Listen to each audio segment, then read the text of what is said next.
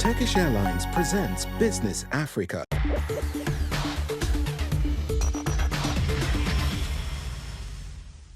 Hello and a very warm welcome to this edition of Business Africa.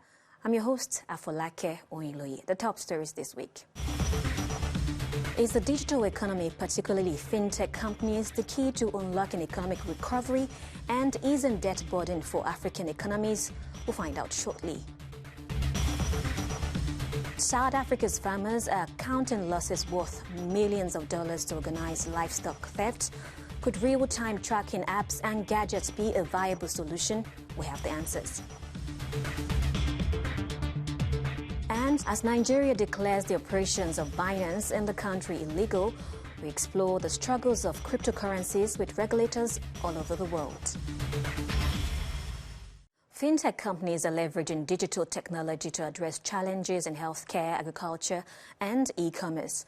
Many countries in Africa are looking for means to grow their economies to beat the pandemic-era downturn and debt vulnerability.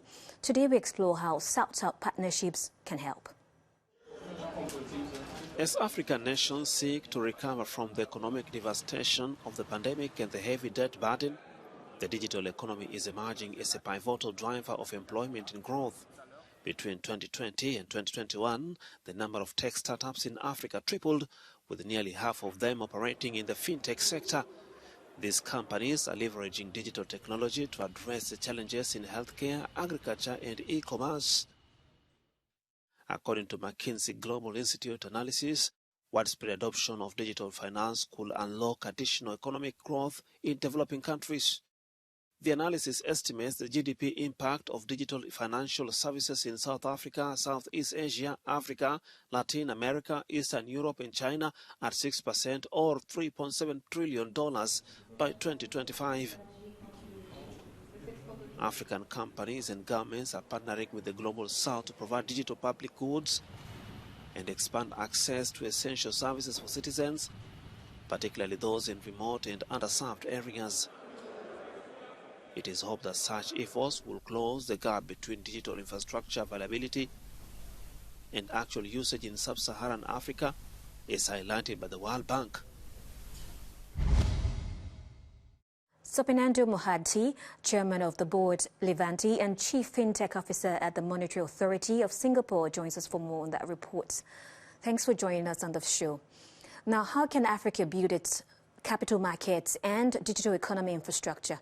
For any country or any continent to dramatically shift the digital economy engagement, you got to have a digital public infrastructure as a public good. When it comes to capital market infrastructure, the narrative is more basic, because today in Africa, for anybody to raise money from capital market, you have to go to locations outside Africa to raise capital, especially in the capital market, whether through bond and equity. So to do that, there are two choices. You go back to your traditional approach of building a capital market infrastructure in key centers, example like in Kigali, but also can think about leapfrogging. Do you need to think about structures as it sounds today? Or you can think about infrastructure which can be built with new technology where you don't need to think about traditional infrastructure. There are many examples in Asian market today where people can issue a bond over a DLT network. So there are this evolving technology coming out which allows countries to think about capital market infrastructure in a very different configuration as against traditional structure where you have to follow a certain way of building market infrastructure. I'd like to pick your thoughts on a South-South partnership and how it can help build digital economy in various countries. So the first foremost need is to connect South-South through a digital infrastructure. And to me, there are two things: how to connect the businesses, how to connect individuals for moving money, and accessing market through common market infrastructure. I'll give an example. Singapore through MAS is working with Ghana and also with Rwanda now, how to put common infrastructure for small businesses to accept each other marketplace through this trading platform. So there are these examples and opportunities where the South-South can connect with each other using common infrastructure, either for moving money or accessing each other's marketplace, or at least access each other's demand pool through common infrastructure. So that's one piece. Second, I think there's a need for a lot of policy alignment, because as we're thinking about digital economy, large part of the barrier is our policies, especially moving cross-border data or accessing each other market. So a lot of policy alignment has to be built, keeping in mind we're talking about digital infrastructure. They're quite different from a physical infrastructure when it comes to policy alignment. And the third piece is upskilling, because this is critical for any market to leapfrog, is to reskill people in this new space, especially in the digital economy. Now, the fintech sector has evolved rapidly. What is the next frontier when it comes to the industry? So to me, there are three products which we got to focus on. One is make products like micro insurance, micro pension, micro savings, micro lending available to 1/3 of the population who still don't have access to financial services. In terms of technology, there can be many frontier technology. There are talks around AI. There is talk around how to use a lot of these digital assets as a new way of unlocking a lot of liquidity. But they're all technology-driven new product designs. But for me, we still have to focus on the foundational gap, which is how to create an expansive access to financial product for low-income segment of population, and especially the 1/3 of the population who still struggle to access basic financial services, from micro savings to micro pension to micro insurance, and as basic as able to move money in a safe and secure way. Mr. Sepinando Mahati, thank you so much for those insights. Thank you. South African cattle farmers have raised concerns over the theft of livestock by a cross-border organized crime syndicate.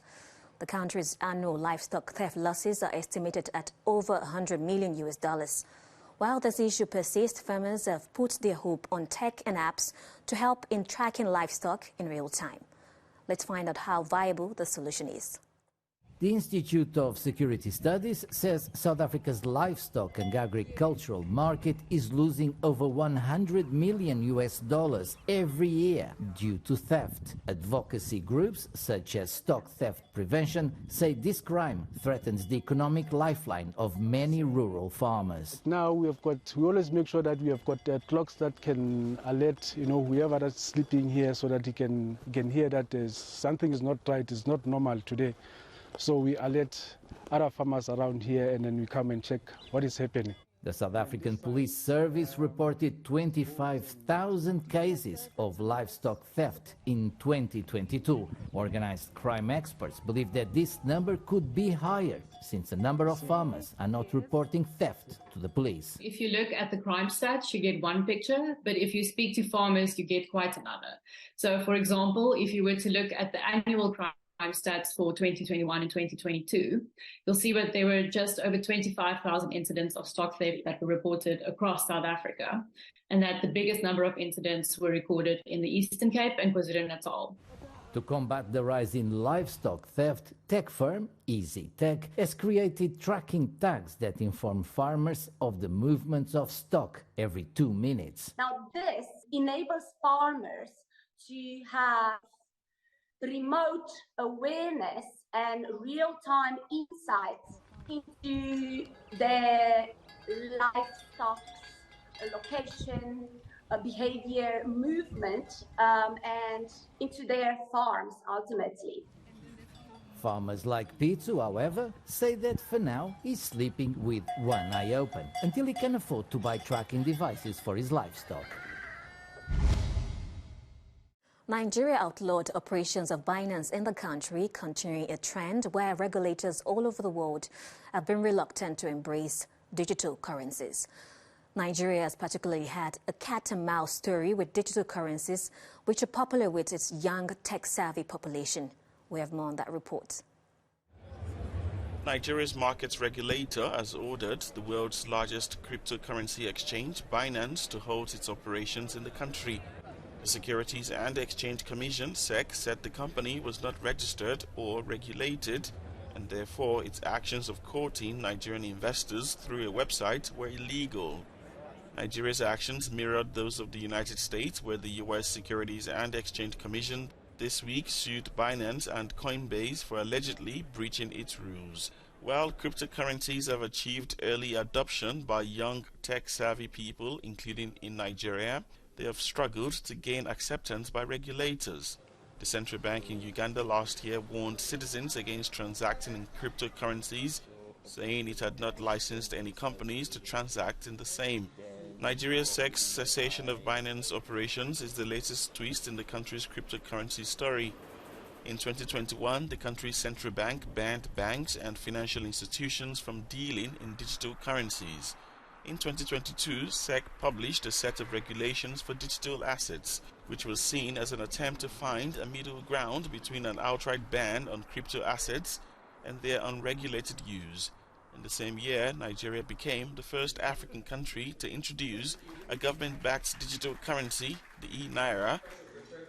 However, the uptake has remained low.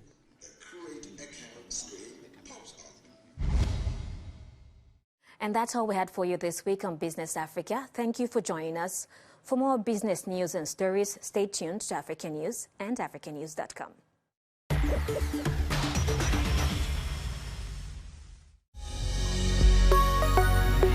Business Africa was presented by Turkish Airlines.